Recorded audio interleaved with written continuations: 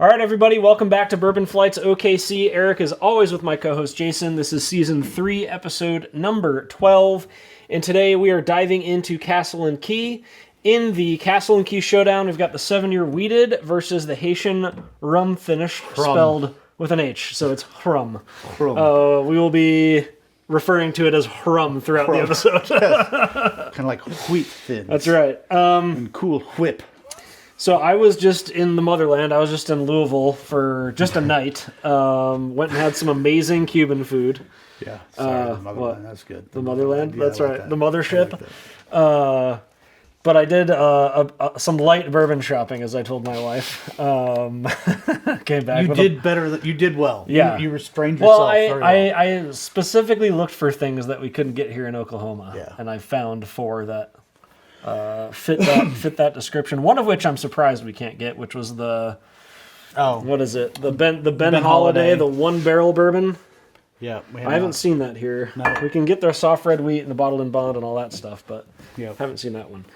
All right. I also couldn't find reviews from our friends at Breaking Bourbon on either of these. They had a wheated for a while that was a blue label, and this is a red label, so I'm wondering if it's aged longer or if they just changed the label up. And then this one, they just came out with the straight rye aged in, it's like extra old Haitian Rhum casks. What does that mean? Extra old. It's like you, extra old. I'm extra old. All right. So we're going to start with the wheated first. Yeah.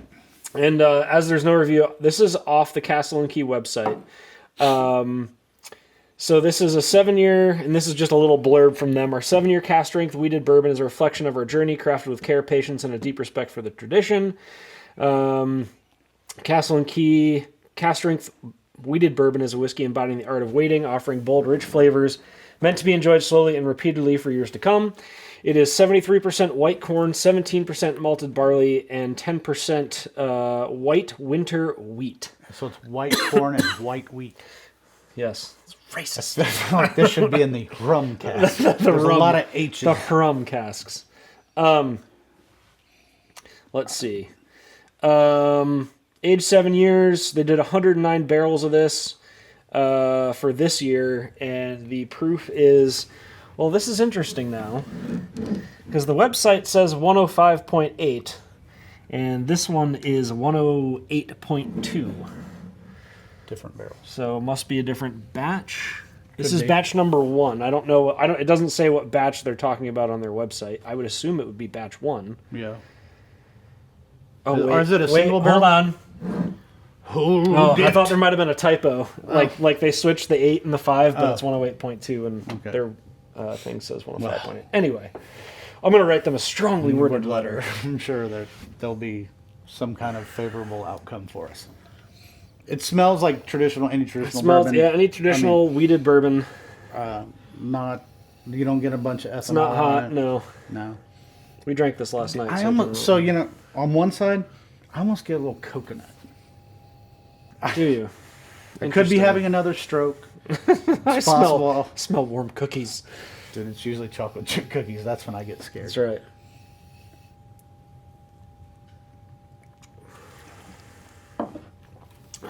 Like a wheated, it's nice and sweet. It's a good wheated bourbon. Yeah, it's got some spice on it. You get a little bit of that black pepper on there. On the back. Yeah, maybe a little orange zest as well. Yep. But it's nothing like crazy good, but it's definitely something that I would keep around the house. I mean, again, we can't get this in Oklahoma, so it's not. I do like how the flavors are there. It's not like, I get kind of a hint. No, the flavors that are there, they're there. You get a good. So on the website, they're talking about orange zest, bruleed peach, pound cake, and nutmeg on the nose. I just get like citrus, but I'm not as refined as some other bourbon enthusiasts. You might say. So on one side I get citrus. When I move it to the left, I get more like a sweeter coconut kind of. I don't know, creamier smell. I don't know how to explain that. And then taste pastry dough, red apple, light black peppercorn, which we both agreed with, mango, a roasted walnut, and white sage. Okay, well I love mango, and I don't get any mango out of that. I like real mango. I don't like artificial mango. And I don't like when the mango's overripe, so it's real like super sweet and not that you don't get any of the tang. I don't like that. See, I don't like when there's too much tang. Oh, sorry. I like sour stuff though. And then finish oatmeal cinnamon cookie with lingering dried cherry and chai. I don't know if I've ever. I don't know what chai is. I don't know. It's a tea, I think. Yeah, but I've never had it, so I don't have a reference. It's like a tea, and I think you put like milk or cream in it. I don't know. I don't drink tea. I don't know. There's white women out there that know what it is. I'm sure there's some very. I need my vanilla chai. No, but this is good. So what's interesting too, and I wanted to touch on this, is Castle and Key, and I've tried doing some reading on this. Marianne Eves, she was the first female master distiller since Prohibition at Castle and Key. It says she left there at May 2019 to pursue other endeavors, but I tried looking up who the master distiller is, and it still says it's her. So we don't know what's going on. And it doesn't really say, like, if you go to her website, which is marianneeves.com, it doesn't really say that she left Castle and Key. We need a hotline to Whiskey Willow Ranch for... Hello. We need like a red phone. Right. Yeah, pick it up. Phone she is starting something called Forbidden. Is that another bourbon or whiskey? It is a bourbon, it looks bourbon. like. Single barrel bourbon whiskey from Bardstown, Kentucky. Bold and elegant, it claims. I do like the...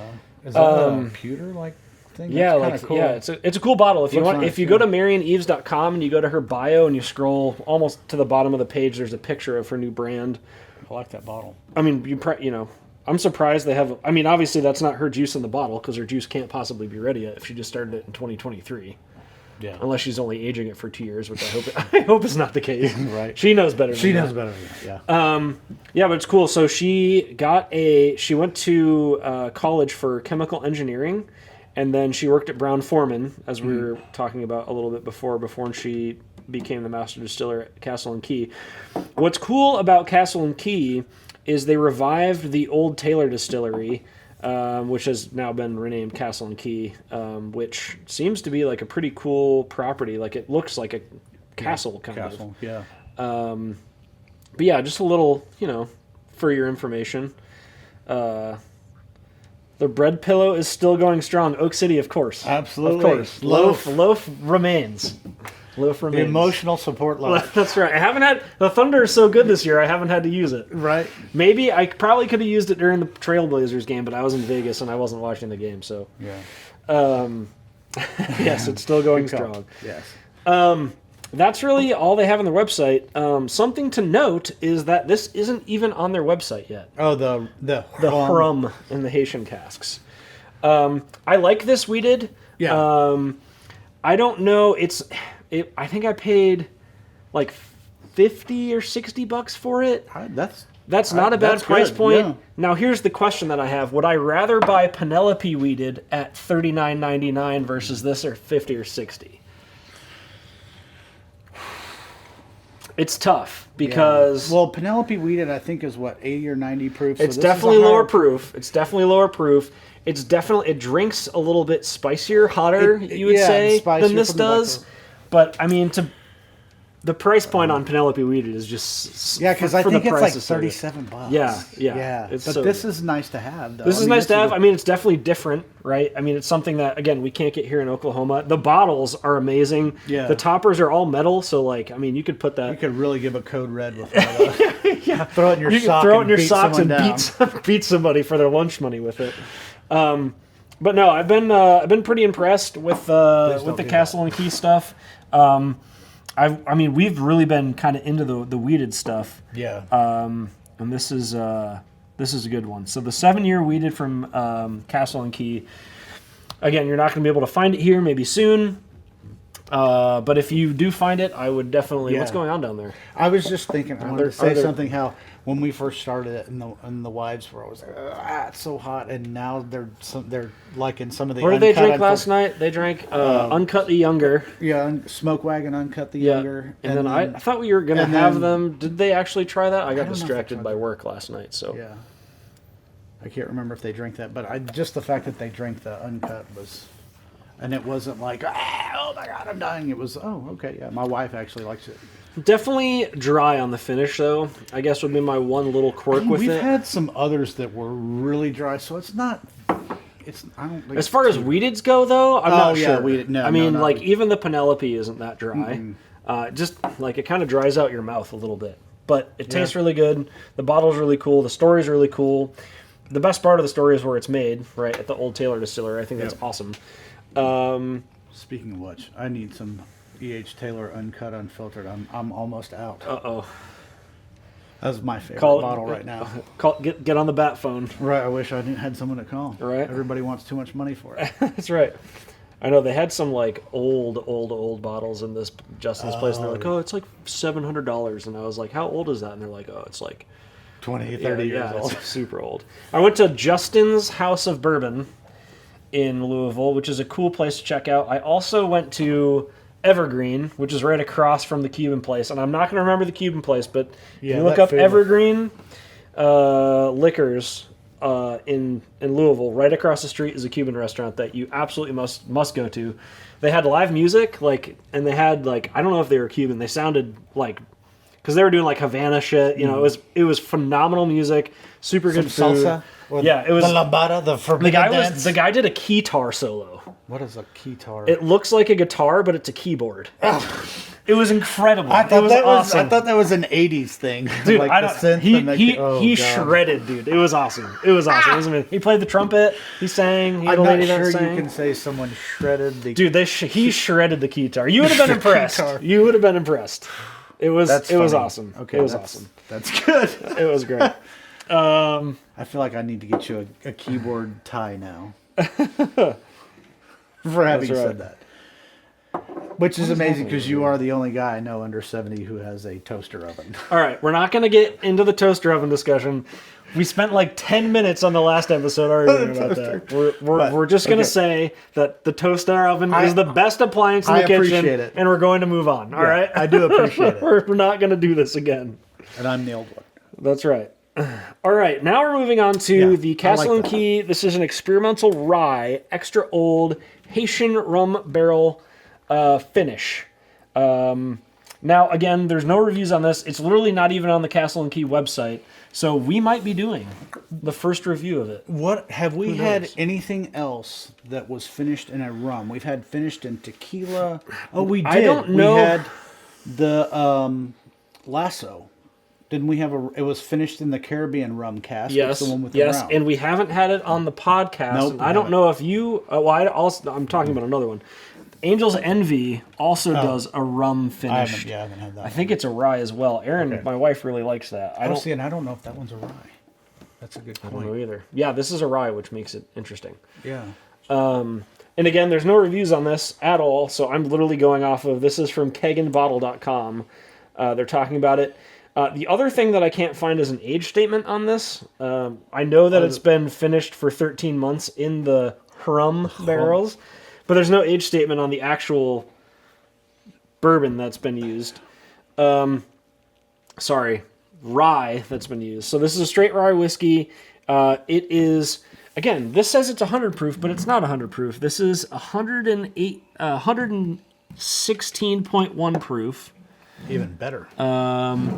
This is 63% corn, 63% rye, 17% corn, and 20% malted barley. Again, it was put in the... That's high. It was finished for 13 months, and they got 30 bottles out of this batch. Wow. So this is a pretty unique bottle, I would say. Maybe that's not why it's on their website, because they only got 30 bottles out of that. It does not smell like... It has rum. Any ethanol. Smell rummy. It doesn't smell like a high ethanol. I mean, at all. No, none. No ethanol. Definitely a little sweet, which makes sense because of the rum. The rum. But it's noticeably cooler when you drink it. It is, and does not dry you out. That's better than it was last night. I was about to say the same damn thing. Yeah. We opened it last night, and I was like, man, I'm not sure about this. And now that we've let it sit for literally, 24 hours? 24 hours, yeah. Yeah, it's pretty good. Wow. That's a noticeable difference. Yeah. Huh. Very unique. I mean, you still get that rye spice, but then it's kind of cut down by like the sweetness of, the rum cask. That is so much better than the one finished in the tequila. I think that is a lot better than that. What is that? I don't know if I like tequila finished stuff because I don't do. really like tequila. I like tequila, but I don't like my. I mean, I like tequila and margaritas, but I'm not like gonna drink straight tequila. Oh. You know what I mean? If it's a good one, I will.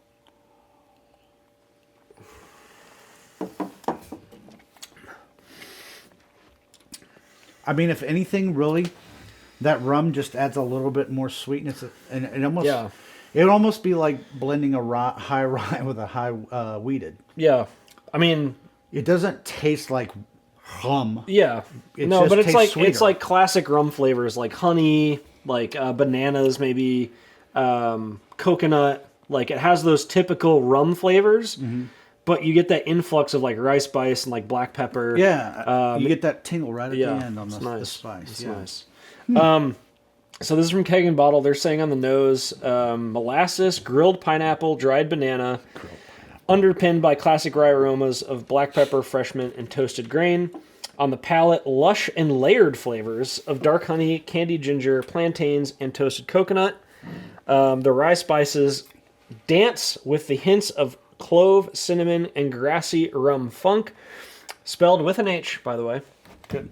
And then on the finish, tropical sweetness, dry oak tannin, gentle kick of rice spice in the back end. And the thing that I like is it doesn't really like linger with you too long. Like I've definitely drank a rye, but it's not like that punch in the face that lingers a long time like you get with some like higher proof ryes. You get that super tingly on the back sides. Like the Bardstown championship pick, the Thunder 2025 championship pick, that does do that. Yeah. And not that it's bad, but it's like it lingers perhaps too long for me. But it's quite good. Yeah.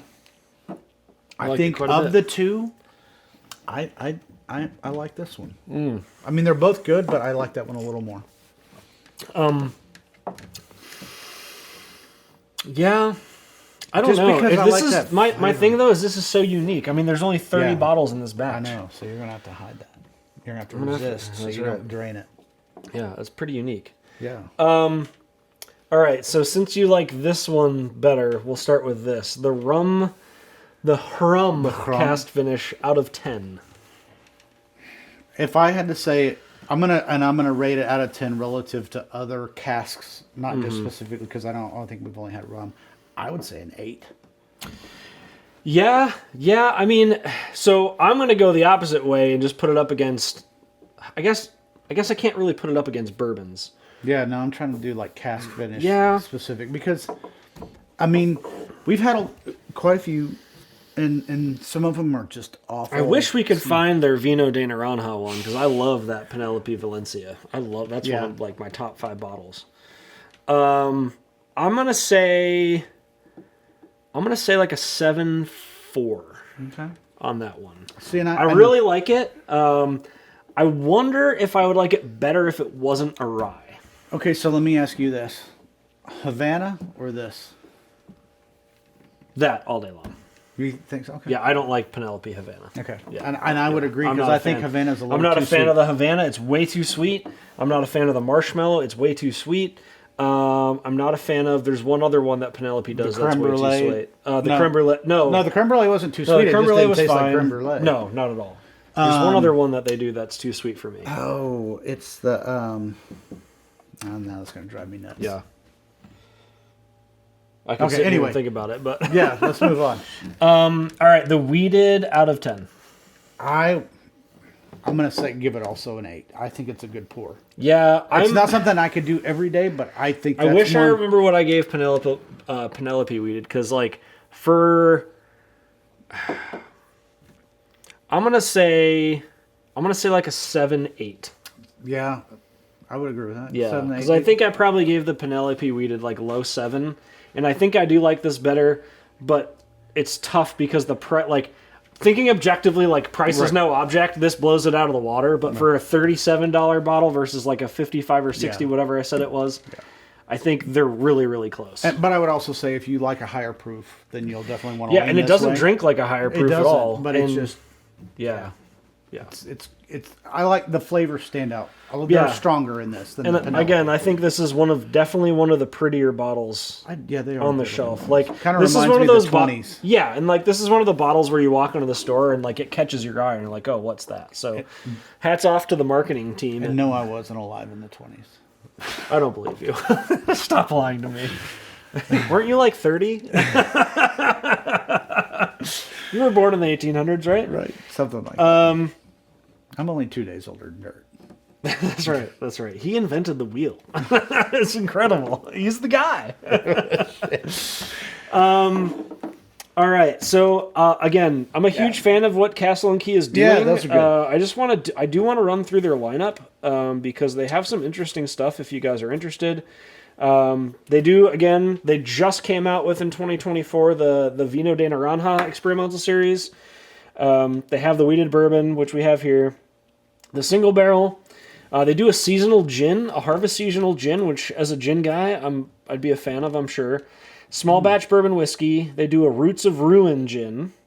Can I caveat the gin thing? If you like gin and you're in Oklahoma, you've got to go to Wonderful because their guy Jeffrey just got inducted into that gin society in the UK. Yes, that guy can make some gin. I don't like gin, and him and the distiller had me drinking straight gin. Yeah, he does really good stuff. Yeah. So shout out Wonderful. local Oklahoma spirits for sure. Wonderful. They do a vodka. They do a Restoration Rye whiskey, which sounds interesting. They do another gin, Rye seasonal gin. They do a small batch wheated. That's the blue label, is the small batch wheated. Okay. The Untold Story of Kentucky Whiskey, Chapter 3. That looks like a freaking cool bottle. Restoration Rye single barrel whiskey, and the Wool Gatherer rye whiskey. So I will not comment. They've got some interesting stuff. They're shipping to Kentucky, D.C., Nebraska, New Hampshire, North Dakota, and select military bases. So if you're in one of those states or you're on a military base, maybe you can find this stuff, but pretty limited availability. I mean, the fact that this is one of 30 is pretty unique. I didn't even realize that when I bought it. Probably not going to get that bottle, but... No, but I mean, clearly they're doing experimental stuff, so that's pretty neat. Yeah, you probably need to let Justin get a sample on that. Mm-hmm, definitely. He's hooked us up on some good stuff. Oh, yeah, for sure. And Mr. Branson, if he was here. I think to round this off, you wanted to talk about a new upcoming distillery here in Oklahoma. So I was out doing my thing, looking for some whiskey, and a distillery rep happened to walk in and asked me if I wanted to try some whiskey. And said absolutely, and he had a small batch and it was good. And then he brought out a single barrel 8-year, and the distillery is in Shattuck, Oklahoma. How the hell is Shattuck, Oklahoma? It is up by Woodward. Didn't we always say it would be interesting to put? We always said that would be there? We always said that's where the biggest... it's spelled Shattuck. Yeah, you got. When I think of Shattuck, I think Shaddock because there's a Shattuck, New Hampshire. And you got to have the tuck. You got to have the tuck. tuck. But anyway, we always said that part of the state has the highest temperature swings, and that's what you want with your barrels. So we always thought it's not even in the Panhandle. Oh, it's not. It should be just south of south of the Panhandle. Yeah, just south. It's like right on where the very point of North Texas meets Oklahoma. It's in right the armpit. before the Panhandle. It's in the armpit of Oklahoma. That's right. But that's where the highest temperature swings are in the state, and so you're getting the push and the pull from the wood in and out of the oak. So anyway, got to try this 8-year. I really liked it. It is not it's not out for distribution yet. They're waiting for approval for their labeling. And what's stuff. The name of it? It is called Eights. Eights. How it's pronounced, and the bottle is actually called Hobo. They spell eight strangely. So, and here's the story behind that. It's the number. I almost said letter. It's the number 8 and then AEES. And so, the two owners, if you take their signatures and overlay them, it forms the 8 for Jason and Jalen. I don't. If I said it wrong, I can't pull my phone up and. But anyway, and then each of the other letters is for their kids' names. Tilted Post. So I don't think they've put the hobo on there yet. Yeah, they So, have a Tilted Post Bourbon, Tilted Post Bourbon Black, Tilted Post Rye, and a Dennis Jean Bourbon. Yeah, I did Dennis try. Jean looks very pale. It's a 6-year. That's insane. I did not try anything Dennis Jean. So what I did is crazy. tried their. Look at how pale that looks in a That might 6-year. just That's be wild. a bad picture. Yeah, that's wild. Did try their gin. Their gin was really smooth. It was good. Yeah. And they do a vodka as well. But I'm there for the bourbon and the whiskey. So that should be coming out soon. And they are going to get us a bottle to have here on the show. And the cool thing is they also have beef, and they feed their mash to their beef. So, Beef. but the one thing that's nice is this. This is their stuff. It's fantastic. Yeah. It's nice. It's going to be. We're hoping first of the year. I think is what they're hoping for. As we find out, we'll let you know. Yeah. But it's going to be the Hobo single barrel. Yeah, if you guys are interested about 8's Distilling Company out of Shattuck, Oklahoma, it is the number 8, AEESdistillingcompany.com. It's got all their information on there. It's got their recipes, it's got their products about us, and things that are happening up in, I guess we're calling it the armpit of Oklahoma, because it's not the Panhandle, but it's pretty close. So, but it's cool to see people doing like this stuff here, because nice setup too. It's pretty big wow, setup. yeah, they have a really nice distillery, but it's just, there's like 3 whiskey distilleries in the state that we know of now. Yeah, maybe 4. Because you've got Hochtown, then you've got Wood something off Britain Road, but they're just now producing their own juice. You've got Wonderfolk, and then Eights up there that we know of so far. And of all the ones we tried, that same old Moses, I really like the single barrel, to be specific. But that Eights Hobo single barrel is pretty damn good. All right. Well, we're excited for it. Yeah. Always excited to try some local stuff for sure. Do you have anything else, my friend? I do not, as far as this episode. All right. Sounds good. All right, everybody. Thanks for joining us on this bourbon journey through OKC. Remember, there is a world of bourbon out there waiting to be explored one sip at a time. Until next time, keep your glasses full and your spirits high. Cheers. Cheers with an empty glass. That's right.